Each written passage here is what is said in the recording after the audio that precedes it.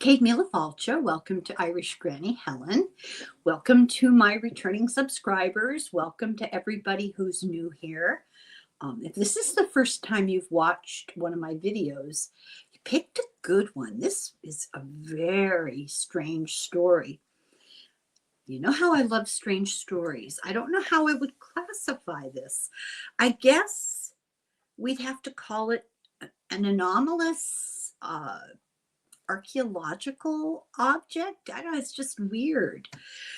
So what am I talking about? You may have heard about this, and I will post pictures in my community posts. I don't know how the rules are about copyright and stuff, but I know I can put links in my posts, and I'll post pictures so you can see what I'm talking about. If I forget, or if you can't find them or whatever, just Google and look at the pictures, look at the images of the Voynich manuscript. Now this is spelled Voynich, and I'm going to pronounce it Voynich. I don't know the right pronunciation. So what am I talking about here? So technically it's a codex. A codex is an earliest form of modern day books. A codex is a stack of papers bound at one edge. This technically codex. Before that, well, the term today, it applies to older manuscripts made of vellum, parchment, or papyrus. We would never call a modern book a codex because they're made of modern paper. But if you get something old made of vellum, which is calfskin, parchment, which is the hides of other animals or not good quality calfskin, or papyrus, which is the original paper made from a processing of papyrus reeds. So a codex is evolved from the predecessor before they invented the idea of binding them on one edge. People, not very many people, because not very many people were literate, but people read from scrolls, and we all know what that looks like. You know, the long thing wound up. That Romans were famous for that. The museum, the library at Alexandria was full of scrolls. They evolved from scrolls, which are cumbersome, to the earliest codices, which were folded like a concertina. So yes, they were kind of shaped like this. They weren't rolled up, but they weren't bound at one end. They were one long continuous piece of paper like a scroll, but it was folded with sharp edges, folded like a concertina, like the in and out part of an accordion, you know. They actually found some of these from the Mayans and the Aztecs. They used that. So, but the bound form of a book was a little later. The invention of codices, they replaced Roman scrolls and wax tablets. The codex is considered the most important advancement in bookmaking before the printing press. I'm going to make some guesses here. I'm going to assume it's because of the actual physical convenience of it. But it's called the Voynich manuscript. It's not really called the Voynich Codex. Manuscript is a broader term, and it just means something written by hand. The Voynich manuscript is handwritten in an unknown script, which now is called Voynichese, like Portuguese, only different. In other words, there's a lot of writing and nobody knows what it says. The lettering themselves, the letters themselves are not anything. They're consistent. Well, we're going to talk about it. It is really a mystery. So let me get into the physical description because it's really, really interesting. It's made out of hundreds of pages of vellum in what's called 18 quires. So a quire was a measure of paper, usually 25 pages, and all the same size. And usually a quire is 25 pages, 1/20th of a ream. A ream is 500 sheets. So it's all very technical, but we want to define our terms. Vellum is prepared animal skin, calf skin, or very, very high other quality. Vellum is considered like the gold standard of writing on skin. Normal quality of animal skin to write on is just called parchment. This particular codex is made from, they believe, 14 to 15 calves. I hate to think about it. However, we're going to use that information later when we try to figure out where this thing came from. Because of the dating of vellum and because of the numerals that are used in numbering the pages, this thing is thought to date from the 15th century. There are number gaps along the numbered pages, so there are missing pages, and it seems like it was rebound and the pages were put in a different order. They did radioactive carbon dating, and they know for sure that the vellum comes from around 1404 to 1438. So I'll probably mention this again, but while it's on my mind, they know, therefore, that it cannot be something faked in modern times, because it would have required about 15 whole calf skins. And there's just no way that calf skins, vellum, pages made all from the same, because they know that much would have survived never written on. It's just beyond statistically possible. 15 calf skins worth of untouched prepared vellum, all from the same batch that radiocarbon dates back to that time, would not have made it through till today. It just has never happened. It's bound in goat skin, and the cover and the binding are not original. They know that. These date too, and I think this is fascinating because this kind of is a gesture to the book that I don't know when I'm putting this up. So the book we're going to do, or we have done recently, on the Vatican archives. So it dates back to the Collegio Romano, which is a school created by Ignatius Loyola in 1551. It means the Roman college.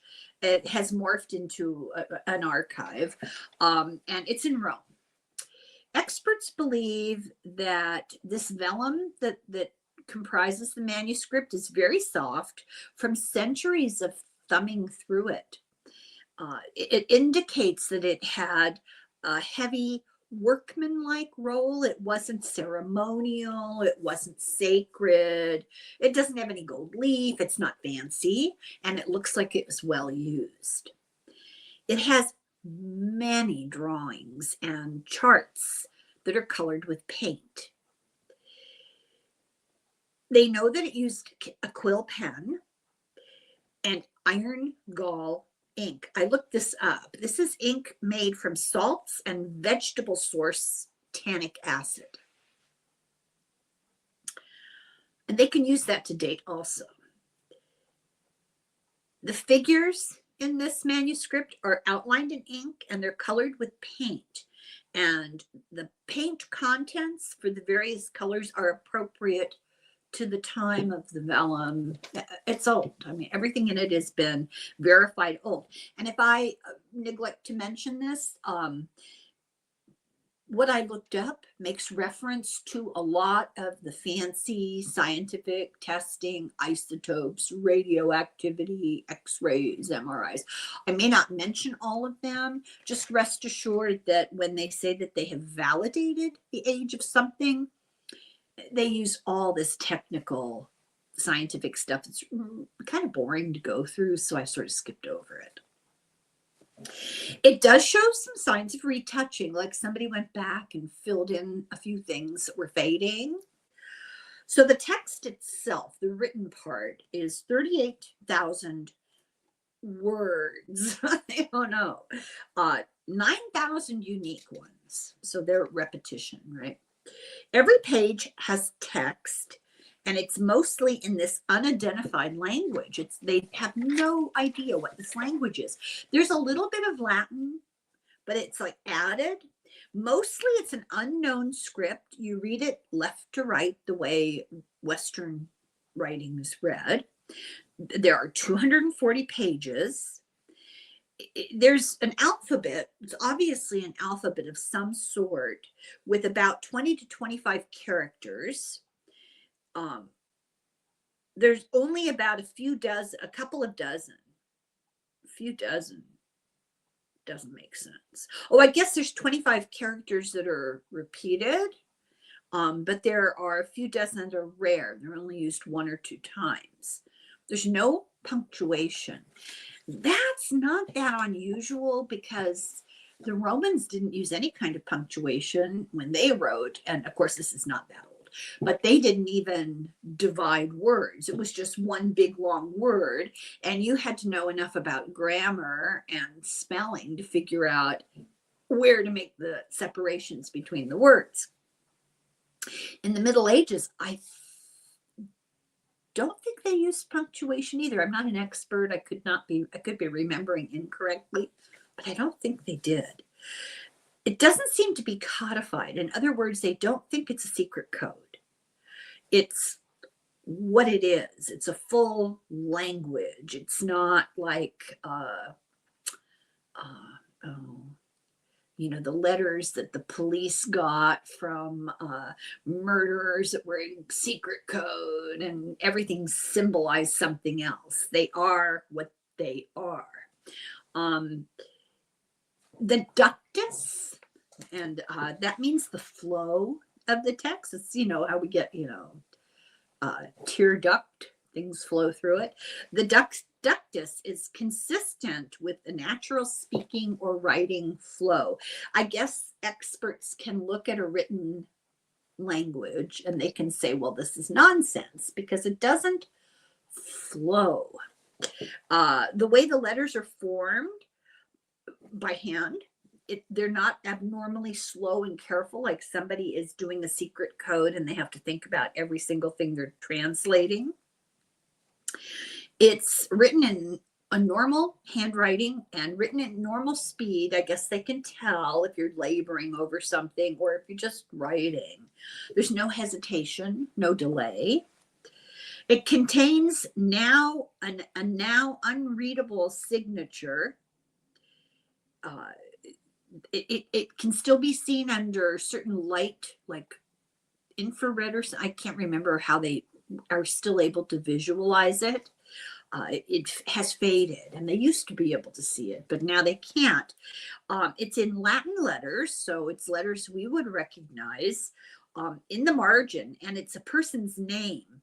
I'm going to try my best. Jacobi A. Tepenek, but it's a very obviously Polish pronunciation by the spelling. I mean, the minute I looked at it, I thought, oh, that's Eastern European, probably Polish. There's a drawing of a nude man, and under it, it says Der Musteil, and it's High German, and it translates a widow's share. It contains a series of astrological diagrams with the name of 10 months, March through December, in Latin script. And because of the way the Latin is spelled, it hints that its origins may be Northwest Italy. There are a few lines here and there of Latin script that are distorted in shape. So they're using by Latin script like the Latin alphabet, but they don't look exactly perfectly shaped, and they think they were influenced by the unknown script. So maybe not a native Latin speaker or Italian speaker. It resembles the 14th or 15th century European alphabet, but it doesn't make any sense. It doesn't make sense in any language. And it's not known when the Latin was added, if it was part of the original or if it was put in later. So what's it trying to say? This is so interesting. They try to transcribe it any number of times, and there's a lot of information out there about who tried and what they got and who tried and what they got, but it all boils down to we don't know what it says. In 1940, a cryptographer got into it. They used an early IBM punch card computer. No luck. The text has 170,000 characters. That means like individual letters. They seem to follow a phonological and orthographic written language. So what does that mean? I had to look all this up. I kind of thought I knew, but I wanted to be able to be accurate. Phonological means the spelling is related to sounds, and there's a consistency there, so that if you read this thing out loud, the spelling that's written down would be phonics, you know, I before E, that kind of thing. And orthographic, it follows the rules of spelling of a written language. It follows the patterns that a written language would follow. It indicates a spoken language with a writing system. It's not just gobbledygook. It's got a distribution of some characters which is kind of odd, and they don't know what to make of this. For example, some letters only get used at the beginning or the middle or the end of a word. So there might be a letter that only ever shows up at the beginning of a word, or a letter that only ever shows up in the middle, etc. The word length in general is like a natural spoken language. But, you know, what does that mean? Have you ever seen the length of some words in German? Appearance of specific words follow the mathematical statistical laws of language. Who knew? There's a Zipf's law. I don't know how else to pronounce it. ZIPFS, Zipf's law. And it's about statistics related to language. And you can take something written down and look at it from a mathematical viewpoint and figure out, is this consistent with a written set of words? It seems to show grammatical markers, things like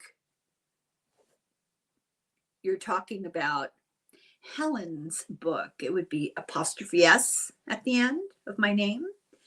That's a grammatical marker. It shows possession. In 2014, the University of Sao Paulo studied it, and it indicated that at least 90% plus of it is not gibberish that they can prove. That doesn't mean the rest is gibberish. It just means that it's really, they can't figure it out, but they can prove that there's so much consistency. It follows the sensibilities of a spoken language put in writing. They've done other studies, and they seem to agree it's likely to be an encoded natural language, perhaps using two codes. So it's not a secret code like, oh God, what was the name of the Zodiac killer who wrote those weird letters to the newspaper and to the police, all symbolic and everything. It's not like that, but it may be a real language disguised as another real language. And what they invented is legitimate as a language in its own right, and it might be more than one. Now my head hurts. The morphology of it, which means the spacing of the words, indicates that they have the form of language where you have a word that has a prefix, a root word, and a suffix, how the words are shaped. And interestingly, it repeats words in a pattern similar to Iranian, Semitic, and German languages. So let's talk about handwriting. So they've already said it doesn't look hesitating. It doesn't look labored. It has an easy flow. It doesn't compare. The formation of the letters does not compare to any other alphabetic system in history. They believe it was possible that there was more than one scribe because they had little stylistic differences, possibly as many as 5. And so they're asked, does that mean this is the product of a community? Was this like a monastery, an academy of some sort? It's full of illustrations. And it's interesting that the illustrations have different styles in the different sections. We're going to talk about all the different sections, but it's almost as though an expert in the field was assigned to draw for his own section. So the first section, it's herbal, all about herbs. The only thing is they can't identify any of them. There's pictures of them and written descriptions. They can't read the words, and the pictures are not like anything. There's an astronomical element to this. They have diagrams that suggest suns and moons and stars, and they have some conventional zodiac constellations that we're familiar with are depicted. Interestingly, there are 30 nude female figures in each diagram. Each is holding a labeled star that it's attached to her arm by a tether. It's very odd. Then another section is balneological. So what is that? I had a sense of what it might mean just from the Latin part of it. And I was sort of right. I thought, oh, is this like a whole section on whales?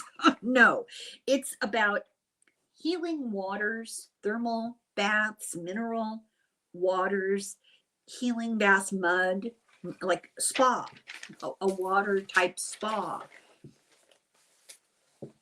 These depict small women in pools or tubs. The women have crowns, and they're connected, these tubs, by an elaborate network of pipes. Okay. The other section is cosmological. They have these obscure circular diagrams. They call some of them rosette maps. They show islands connected by causeways. They have castles and volcanoes on the islands, but they're kind of just free floating. They don't know it's a world, but they don't know what world. And then pharmaceutical, they have apothecary jars like in a pharmacy, an old pharmacy, and they have labeled plants like they're medicinal. And then finally, there's a whole section on recipes. So what's the purpose of this thing? This is so odd. Is it about pharmacopoeia? Is it about drug making? Does it like belong to some kind of a healer? Mud baths and herbs and pharmacology? What is this? Is it medicine, medical? Is it just herbal? What's so interesting is a lot of these herbs and plants that they draw, they don't look like anything that we have on this earth. They look like hybrids. So they'll have a recognizable flower attached to a completely different set of leaves and stem, and then the root system's all wrong, and they're connected as one plant. It's very weird. It's like the hybrid of different plants in one plant. And the astrology, why is it included? Is it about gathering roots at certain times, gathering herbs at certain times? So where did this thing come from? We don't know what it is. Where did it come from? The earliest provenance, in other words, the earliest they could track it back to be, they know it existed and it belonged to somebody, it's not known. It seems like it was European because of the dating of the vellum, the latest at about 1438. The paint, as we said, the paint and the ink agree with that. The first verified known owner comes from the 17th century, George Baresch. He was an alchemist from Prague, Czechoslovakia.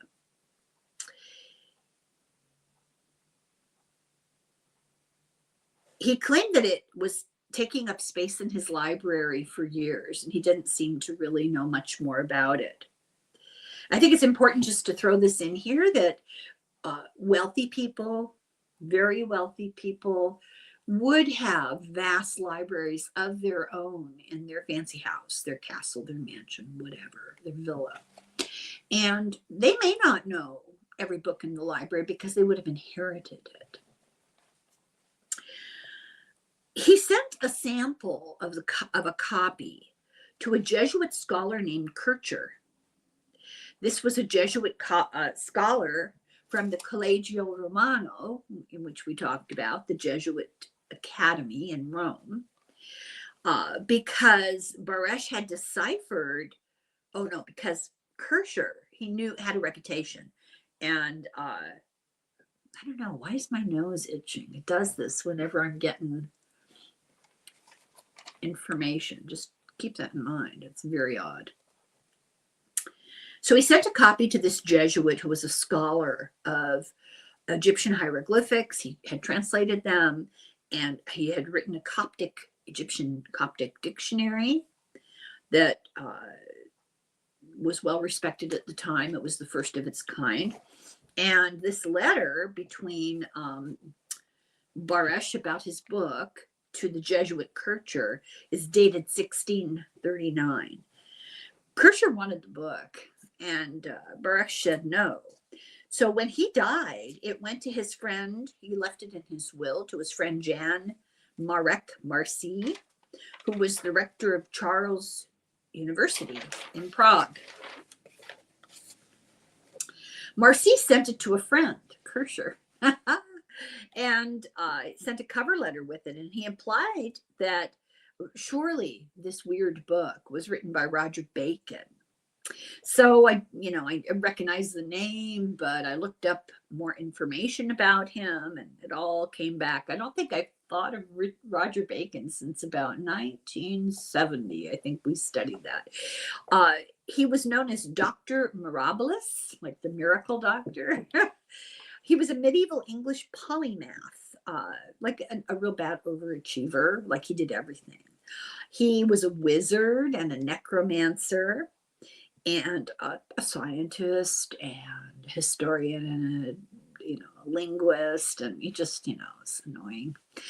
But the vellum, after all of this controversy, in the 1600s, later the vellum was radio isotope dated, and it did not get made by Roger Bacon. There are claims that it was once owned by the Emperor Rudolph, the Holy Roman Emperor, who was a Habsburg, by the way. And he had bought it for 600 gold ducats from an unknown source. That's the story. The head of his botanical gardens, Tepenge, did write his name in the book. The rumor is that Rudolph gave it to Tepes to pay for a debt that the emperor owed him. He owed his gardener in 1612. But that still doesn't say where it came from. That just says who one of the owners was. For the next 200 years, somehow it sat around. Nobody knows. There's no record of it. It was probably in the Collegio Romano in Rome after it left Kircher's library, until the city of Rome was captured in 1870. And it was captured by one of the other city-states of Italy. And many books got transferred in the process. There was a lot of looting and that kind of thing. And books got transferred to protect them into the personal library of the faculty of the Collegio. The government was confiscating church property. And so to protect it, to get it out of sight, various teachers took books home. It went to the library of the head of the Jesuits, Beckett, who had a palace near Rome because he was a priest. He had a palace. And it ended up in the Vatican Library in 1912.